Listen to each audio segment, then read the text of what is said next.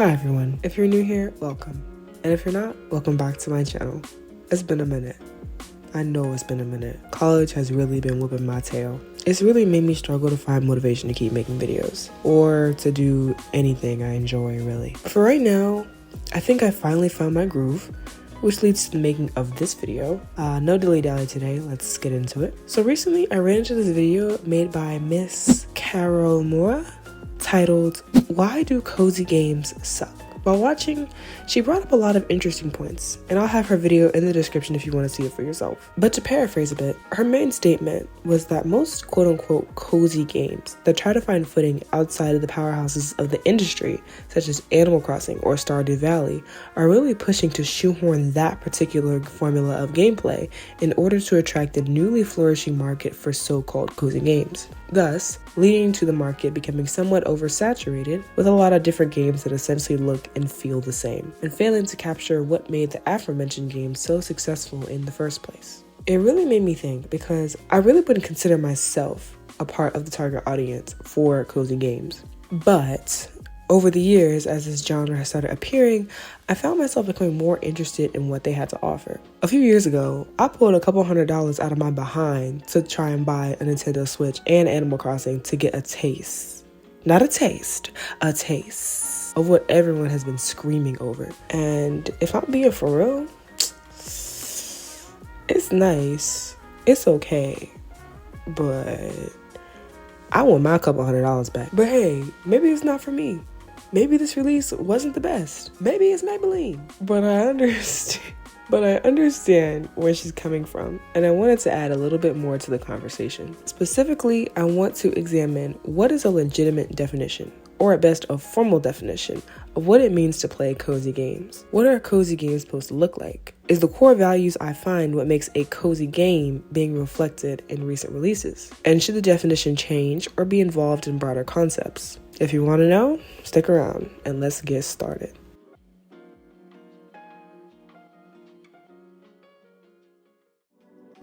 Part 1. What defines a cozy game? In the time I spent researching, I didn't have much luck finding a concrete definition of what cozy games are, which, to be fair, makes sense. As an official genre, it's fairly new, and in my opinion, very subjective. From what I could gather, common words to describe this type of game or style of gaming would be relaxing, simplistic, open-ended, slow-paced, cute, and self-expression.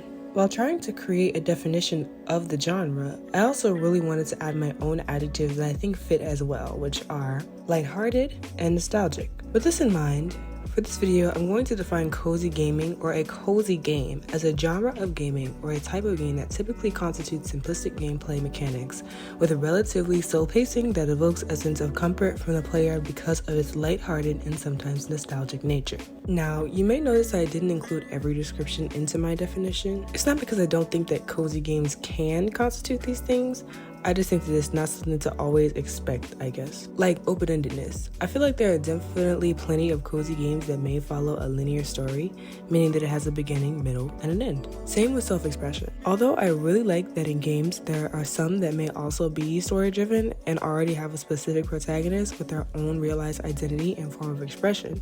Or the self-expression may be more shallow than others because it's not the biggest aspect of the game. As for cute, I feel that it's too narrow of an expectation. Sure, cuteness does aid in a calm setting, but I also feel like that excludes a lot of options that may fit every other category. Cute is also very subjective as well. With that said, I guess now we can move on to the next part of the video.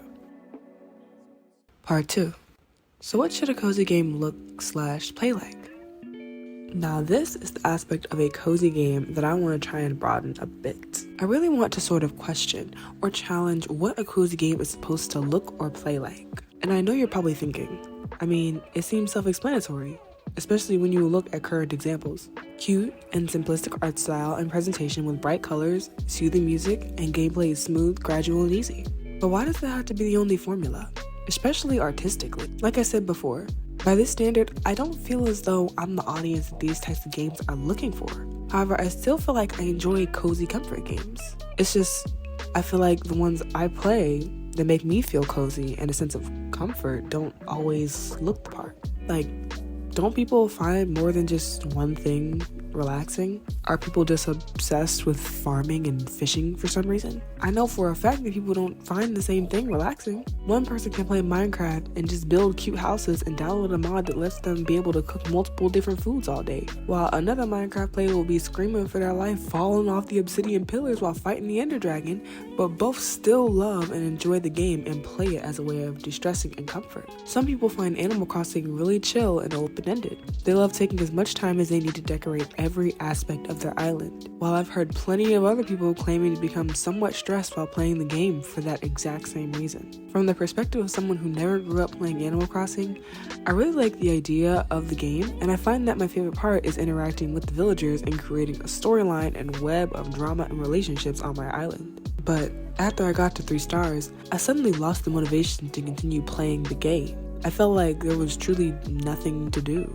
Like, what am I even working towards anymore? 5 stars?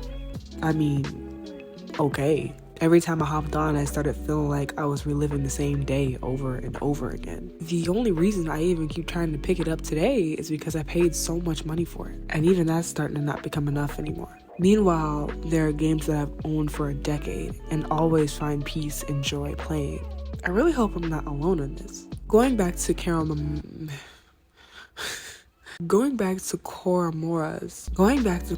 video, I really hope I'm pronouncing her name properly, but I feel like I'm not. She criticized how most cozy games now have developed a gameplay loop that ensures the player has absolutely no risk. To quote, I believe she said, "A lack of reward for almost no risk." I think she really hit the nail on the head with that, as I find that this is what I'm really struggling with.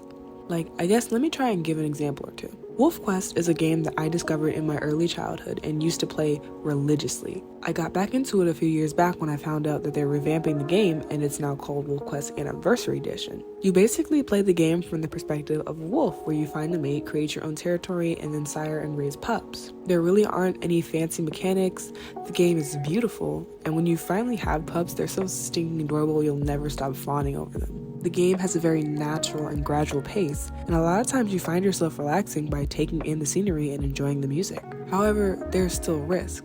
Mainly, death. You can die. Your mate can die, leaving you to raise up to like 7 pups by yourself. Your pups can die by being mauled by a bear, or a cougar, or an eagle. Your pups can die from a random disease. They can die drowning. They can die starving to death. They can die just thinking about dying. And as you'd imagine, losing a pup or a mate is not fun. Well, it is, but it's not great, especially when you have a pup that you definitely favored and wanted to see grow up that died because of that stupid bear. But I digress. In my opinion, overall, WolfQuest is my cozy game. It is relaxing most of the time. The soundtrack is bliss, except when it's not. There is plenty of comfort and stillness, but it's also balanced with risk. Another example, of course, would be life simulation. A lot of people consider life simulation to be the quote-unquote older sister to the cozy game genre. The Sims can and has been easily tied into this as well, as it is a very open-ended game with millions of forms of self-expression, endless creativity, and at least a simplistic concept of simulating everyday life. This game is often what people choose when considering a laid-back game. Once again, we recognize that this game also accompanies a plethora of risk, way more than my last example, in fact. Such as going to jail, burning your house down, getting robbed, the repo man, fighting, getting fired, public scrutiny, starving, drowning, electrocution, having a heart attack from clapping cheeks too often in the 70s, and the list goes on and on. Yet it's still a game one can unwind to after a busy day. Maybe I'm missing something, and if I am, please let me know. But is it really too much to ask for that little bit of extra spice when playing these types of games? You can't please everyone. I know that. But I feel that the genre really needs a little more breathing room for a more diverse and interesting gameplay experience to keep games from tipping too far into simplicity and relaxation and coming out with a product that is really flat and boring. Part 3. Should cozy games change as a genre or involve broader concepts? I also want to put this in as a quick reminder that I really want everyone to kind of draw their own conclusion on what they want out of a video game. To be honest, this is really just me sharing my thoughts. For all I know, I could be making absolutely no sense right now. 2 + 2 might be equaling 6 right now. Man, what the fuck is you talking about? What the fuck was that? I'm sorry, man. But I'm gonna keep talking. Got to see it through. So, in my opinion, I'm sort of in the middle, but would like cozy games to lean more towards accepting broader concepts of what makes a cozy game, well, cozy. Like, the entire concept of a cozy and or cute game isn't brand new, it's just been brought further into light. Hence why I included nostalgia into my definition, because as Koramora states towards the end of her video, the greatest cozy games come from some type of nostalgia. For many players, that's where we're at our coziest. The majority of games I played as a kid certainly don't fit the picture of what constitutes a quote-unquote cozy game in modern day. And that certainly has an influence on what games bring me a sense of joy and relaxation. There were 3 games I played on Xbox that were the poster board of my early childhood. While I list them, I'm also going to add what I loved about them so dearly that makes me cherish them to this day, and how that plays a part in what I would want out of a modern cozy game. Here we go. Number 1. Over the Hedge, the video game. This was a game that I played and replayed over and over for years. I think an aspect I enjoyed the most about this game was the way that I would take the mechanics of said game and make my own fun out of it. In addition to that, the minigames are actually really fun and couldn't get enough of playing them with friends. Lastly, the melodies that would play in the quote-unquote hub worlds always made me feel so at peace. This is me coming off script, but like, if I really think about it, one thing that really kept me playing so long was, yes, the fun mechanics and things that you would do in the actual main part of the game.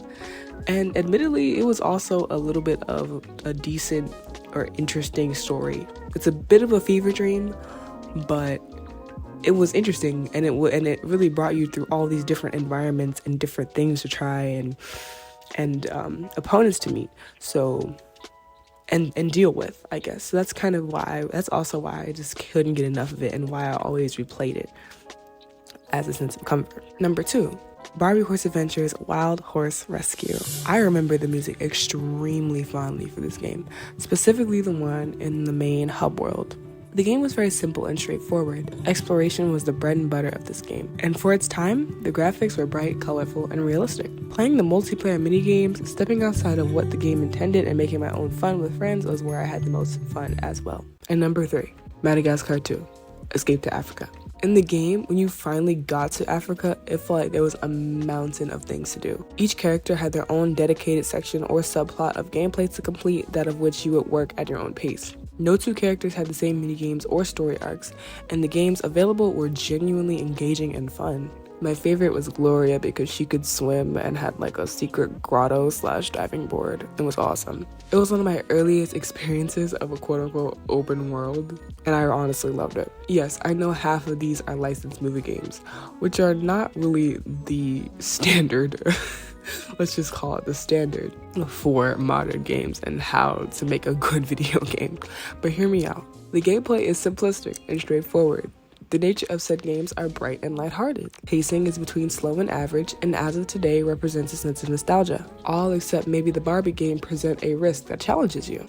Let him get up. Mind you, and this may be nostalgia talking, my apologies if it is. The only thing keeping these games from being considered a cozy game is that it lacks the simple, cutesy art style, except for maybe Barbie. And to bring it all together, what I can summarize from those 3 and what effect they have on what I want out of a cozy game is an experience that still presents me with enough freedom to make my own fun, but not too much freedom to where it's solely up to me in order to create objectives and goals to complete in game. To preferably have an online experience that actually implements interesting concepts that make playing with friends more fun and give it purpose. A game with an abundance of content and mechanics to explore that once again serve a purpose and add more depth to the gameplay. To have high stakes and present risk and reward that entices me to keep playing and achieving perfection. Lastly, an experience that is unique and an ability to have a good reflection of my progress. And here we are at the end of the video. As always, I really hope you liked this one. Still trying to gain my footing in terms of what content I want to make. I've said this before. Bear with me. School this year has really made this process even more difficult. So I'm gonna be completely abandoning an upload schedule for now. Yep, I'm not even going front and be like, hey y'all, I'm back. Nuh-uh, nope. I really wanted to keep going. I didn't even want to fall off like this, but that's just what happens. For the like 2 people that may still checking out my channel or videos. Y'all wanted anything from the gas station? Nah, I'm playing, but thank you. And bear with me. Anyway, thank you all so much for watching. If you like, feel free to leave a like, comment, and maybe subscribe. And I will see you in the next video. Bye. Mwah.